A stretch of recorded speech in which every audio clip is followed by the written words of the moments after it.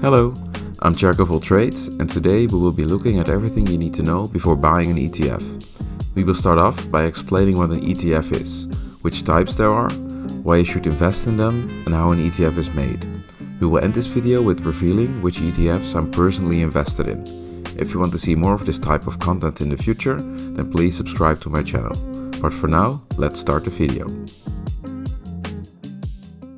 What is an ETF? In my first video about investing for beginners, I briefly went over what an ETF is.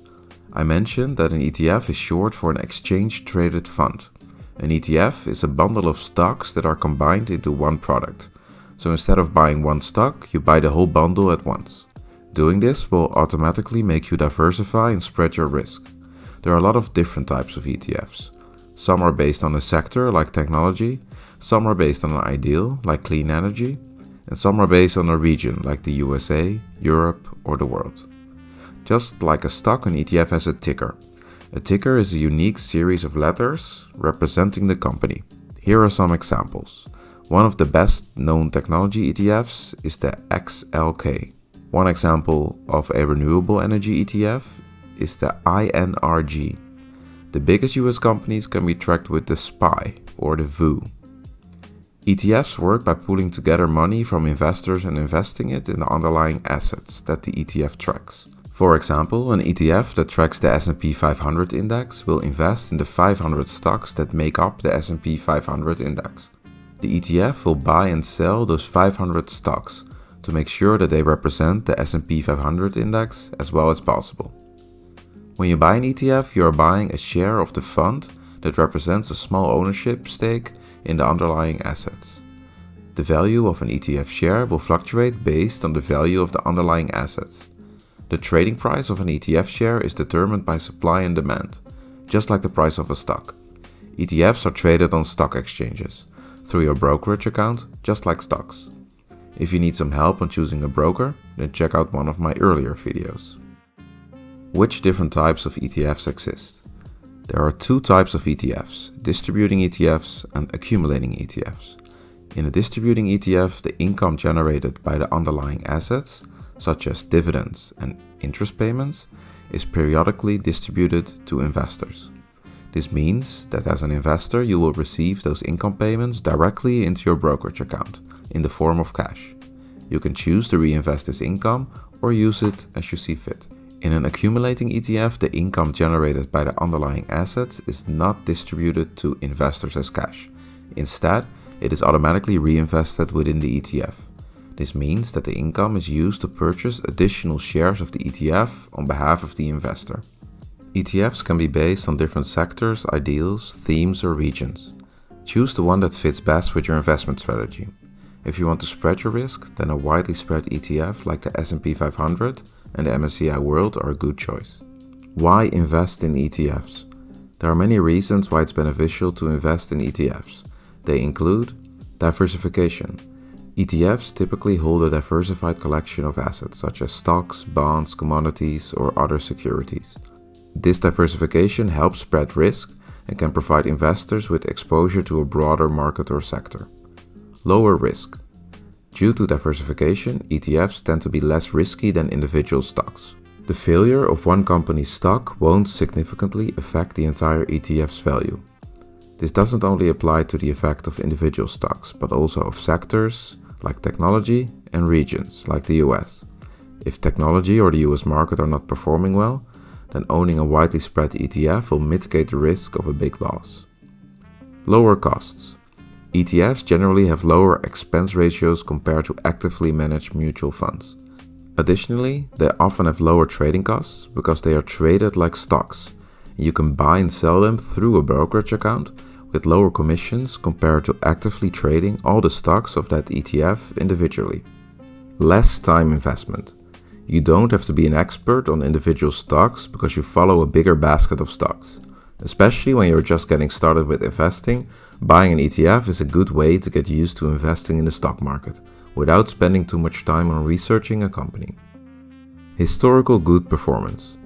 You follow the general market when you buy a widely spread ETF. The general market has on average been going up since the start of the stock market. As long as your investing horizon is long enough, the chance that you will make money is very high. As you can see, an ETF has many advantages over stocks. Of course, you have to look at your own financial goals and situation to decide if ETFs are good for you. How is an ETF made? There are three important roles for making an ETF that I want to highlight. The first one is the index provider, the second one is the ETF issuer, and the third one is the authorized participant. An index provider is responsible for designing, creating and maintaining the rules and methodology of the underlying index that an ETF aims to track. You could see them as the maker of the recipe book, while the ETF issuer is the chef. The index provider sets criteria such as which stocks are included in the index, what the maximum and minimum percentages of each stock in the index, other financial metrics that guide the selection and weighing of index components, how often the index is rebalanced so it keeps following the earlier set criteria. An example of an index provider is Standard & Poor's, S&P, which is known for a lot of ETFs, including the S&P 500. Another example is Morgan Stanley Capital International, MSCI, which is also known for a lot of ETFs, including the MSCI World. These index providers license the index they made to be used as the basis for an ETF. An ETF issuer uses this license to actually create the ETF and is always a different party.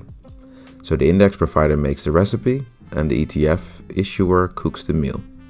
An ETF issuer is a big financial institution responsible for creating, managing and marketing ETFs. They buy the stocks that are underlying an ETF and make sure that their proportions follow the rules of the index provider. Big ETFs issuers are BlackRock, which uses the brand iShares for their ETFs, State Street Global Advisors, SPDR, and Vanguard. An authorized participant is also a large financial institution that often acts as a market maker. They provide liquidity to the ETF market by continuously offering to buy and sell ETF shares at competitive bid and ask prices. This helps narrow the bid and ask spread and improves overall market liquidity. They also make sure that the prices of the ETF is as close as possible to the underlying value of the stocks. You could view them as the supermarket that brings supply and demand together and make sure you don't pay too much or too little for your groceries. In summary, the index provider focuses on creating and maintaining the underlying indices that the ETFs track. ETF issuers use the license of the index provider to buy the underlying assets to create the ETF. The authorized participant helps to maintain market price in alignment with the underlying asset's value. All these roles are essential for the functioning, efficiency and liquidity of the ETF market. My ETFs. As promised in the beginning of the video, I will now share which 3 ETFs I'm invested in. 1. iShares Core MSCI World Accumulating. This is my biggest ETF and my most important one. The MSCI World tracks the performance of large and mid-cap companies across 23 developed countries. A lot of other people compare their own performance to the performance of the MSCI World. For this ETF, MSCI is the index provider, so they made the recipe. And iShares is the ETF issuer, which means they cook the meal. The ACC stands for accumulating, so we now already know that they do not pay out cash and directly reinvest the dividends. 2. iShares AEX Distributing. This ETF tracks the AEX index, which tracks the 25 biggest publicly traded companies in the Netherlands. Since I'm Dutch, I like to have this ETF with a small percentage of my portfolio. 3. Vanguard FTSE All World Distributing. This ETF is very similar to the MSCI World, with some minor differences. I bought this ETF together with the MSCI World when I started buying ETFs, but I have decided to only focus on the MSCI World now and not add to this position anymore to keep it simple. The big ETF that is not in my portfolio is the S&P 500, usually represented by the ticker SPY, IVV or VOO. The reason I don't have the S&P 500 anymore is because I'm not American myself and want to focus on a slightly broader picture than just the US. The MSCI World does this for me, so I don't need more diversification. We are nearing the end of the video. I hope you learned something about ETFs and that it will help you in your investment journey. If you have any questions, feel free to reach out or leave a comment. If you like the content, then please subscribe. This would really be much appreciated. Thank you and see you next time.